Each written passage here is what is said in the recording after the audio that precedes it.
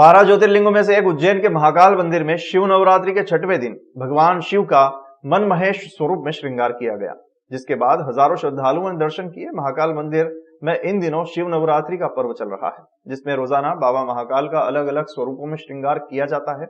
ये परंपरा सिर्फ महाकाल मंदिर में ही निभाई जाती है।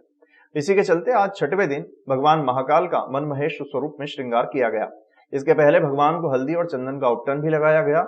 वहीं मंदिर प्रांगण में महिलाओं ने मेहंदी की रस्म निभाकर मंगल गीत गाए और नाचते हुए विवाह की खुशियां मनाई।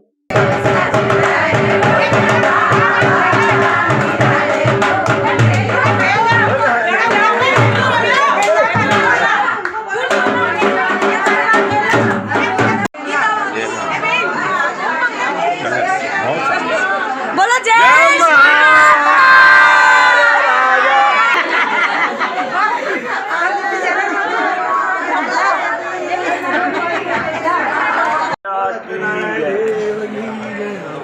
महाकाल की जय।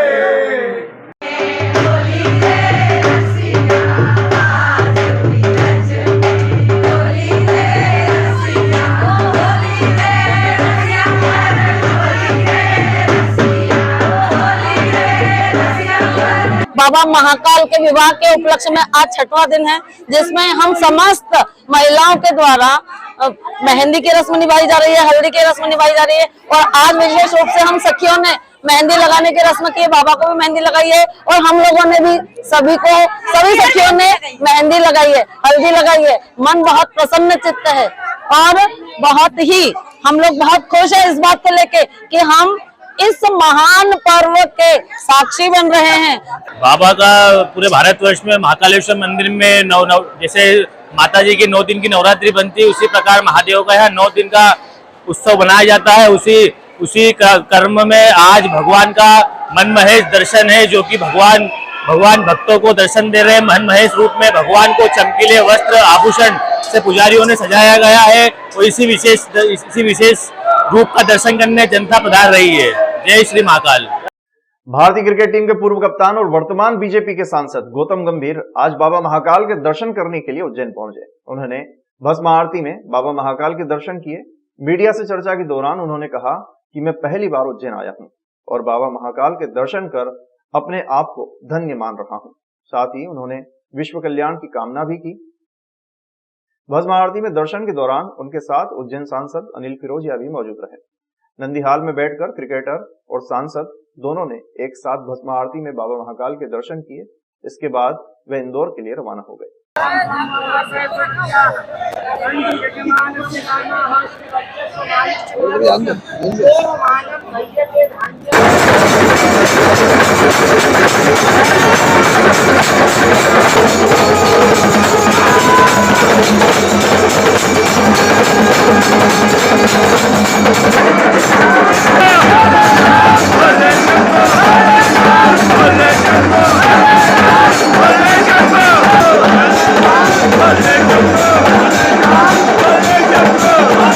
बार आया हूँ मैं, मुझे बहुत शांति मिली और मुझे पूरा विश्वास है महाकाल का आशीर्वाद हम सब पे बना रहेगा और हम सबको शांति मिलेगी और देश आगे बढ़ेगा। पास्को एक्ट के लगातार दुरुपयोग करने के मामले सामने आ रहे हैं, जिसमें कथित पीड़ित पक्ष द्वारा पुलिस के सहयोग से झूठे प्रकरण दर्ज कराए जाते हैं और लोगों को जेल भेजकर परेशान किया जाता है। ताजा मामला सामने आया है, जिसमें उज्जैन से बाहर कोरोना ड्यूटी कर रहे व्यक्ति को उज्जैन शहर में दर्शाकर उज्जैन की होटल में नाबालिग बालिका से बलात्कार करना बताया गया। थाना माधवनगर द्वारा 30 मार्च को नाबालिग फरियादियां की कहानी के आधार पर पास्को एक्ट का अपराध दर्ज कर आरोपी गणेश पिता सुभाष ठक्कर निवासी 29 महाकाल सिंधी कॉलोनी झुग्गी झोपड़ी जिला उज्जैन को बलात्कार की धारा व अन्य धाराओं में गिरफ्तार कर न्यायालय के समक्ष प्रस्तुत किया गया था और जेल भेज दिया गया था। प्रकरण में विवेचना कर अभियोग पत्र विशेष न्यायाधीश लैंगिक अपराधों से बालकों का संरक्षण अधिनियम 1912 षष्टम अपर सत्र न्यायाधीश कीर्ति कश्यप के न्यायालय में प्रस्तुत किया गया था। आरोपी की ओर से वरिष्ठ अधिवक्ता चंदन गेरा द्वारा पैरवी कर आरोपी को दोष मुक्त कराए जाने हेतु न्यायालय के समक्ष कई दलीलें प्रस्तुत की गई, जिन्हें न्यायालय द्वारा स्वीकार कर आरोपी को उस पर लगे सभी आरोपों से दोष मुक्त किया गया। अधिवक्ता चंदन गेरा ने मीडिया को बताया कि फरियादियां तथा उसके माता पिता के न्यायालयीन कथनों को असत्य माना गया। साथ ही ये बात सामने आई कि आरोपी और शिकायतकर्ता के परिवार के बीच चल रहे विवाद के दौरान ये झूठा प्रकरण दर्ज कराया गया था।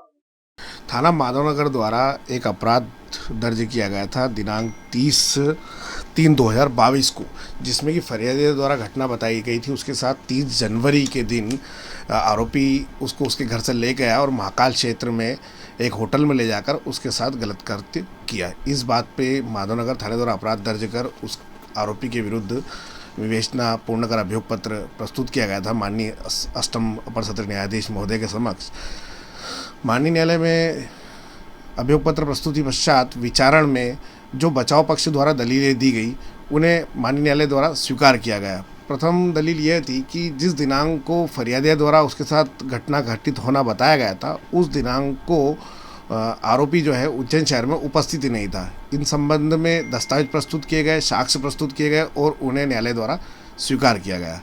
और स्वीकार किए जाने के पश्चात दिनांक 11 जनवरी 2023 को न्यायालय द्वारा आरोपी को दोष मुक्त किया गया सभी आरोपों से। ये किस प्रकार से केस बनाया गया था और क्या केस बनने लायक था भी या चलने लायक था भी?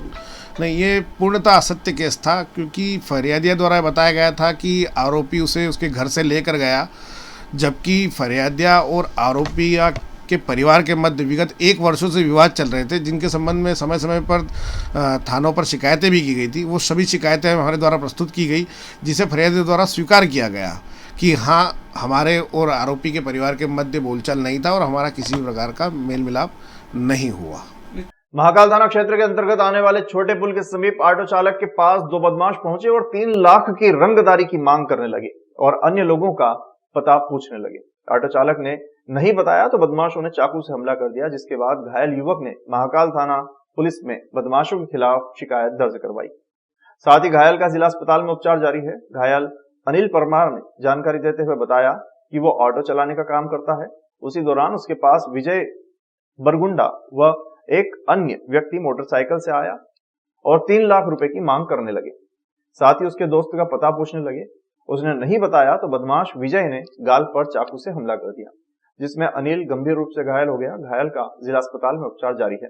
हालांकि पुलिस थाना महाकाल ने मामले में प्रकरण दर्ज कर आरोपी की तलाश शुरू कर दी है। बात नहीं था, उससे कुछ लेना देना नहीं था। मैं मेरी ऑटो लेके बैठा हुआ था छोटा पुल के वहाँ आया अगला, उनने मेरे से पूछा, बोले वो कहाँ है, तो मैंने उसके लिए मना कर दिया, मेरे का नहीं था। तो फिर बोले कि नहीं तेरे को बताना पड़ेगा, नहीं तो 3 लाख रुपए देने, नहीं तेरे को चाकू मार देंगे। नहीं, इतनी देर में उन्होंने बोला चाकू ने फिर से मेरे गाल पे चाकू मार दिया। विजय बरगुंडा 2 जने थे, एक का नाम नहीं मालूम है और एक का नाम मालूम है, वो पहचान का था इसकी।